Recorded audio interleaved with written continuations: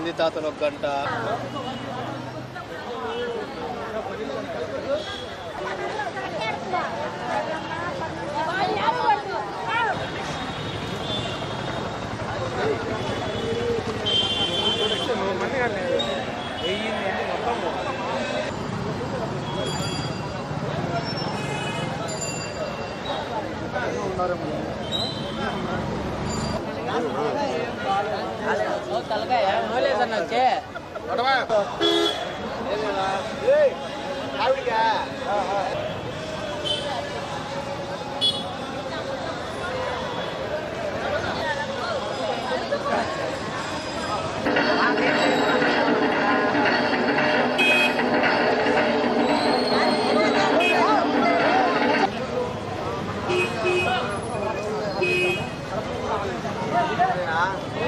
కానీ ఇంకా నినాదాలి కూర్చో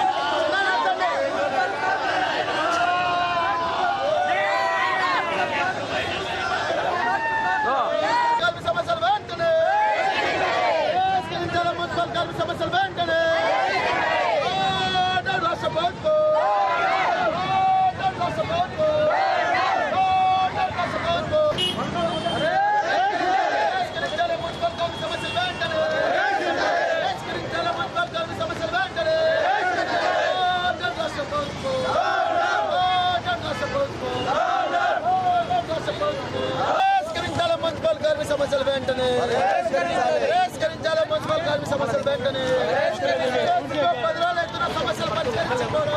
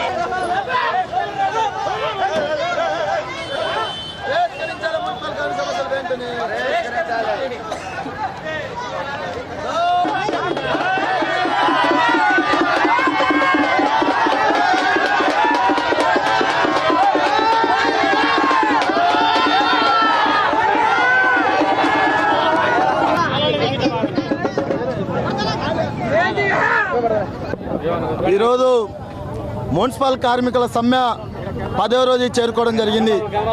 ఈరోజు జగన్మోహన్ రెడ్డి గారు ఏ సమస్యలు కానీ పరిష్కరించకుంటే ఈరోజు మున్సిపల్ కార్మికులు రాష్ట్ర ప్రభుత్వం శవయాత్ర చేయడం జరుగుతుంది.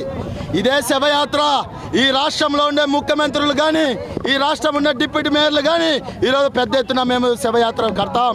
మున్సిపల్ కార్మిక సమస్యలు పరిష్కరిస్తావా లేదా, మున్సిపల్ కార్మికులు చెప్పిన హామీ నెరవేర్చవా లేదా, ఈరోజు జగన్మోహన్ రెడ్డి గారు మీరు అడుగుతున్నారే.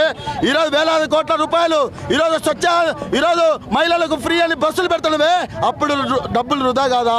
ఈరోజు మహిళల కార్మికులకి అనేక రూపాయలలో అనేక ప్రజలకి సేవ చేస్తా ఉచిత పథకాలు పెడుతున్నావే, అప్పుడు వృధా కాదా?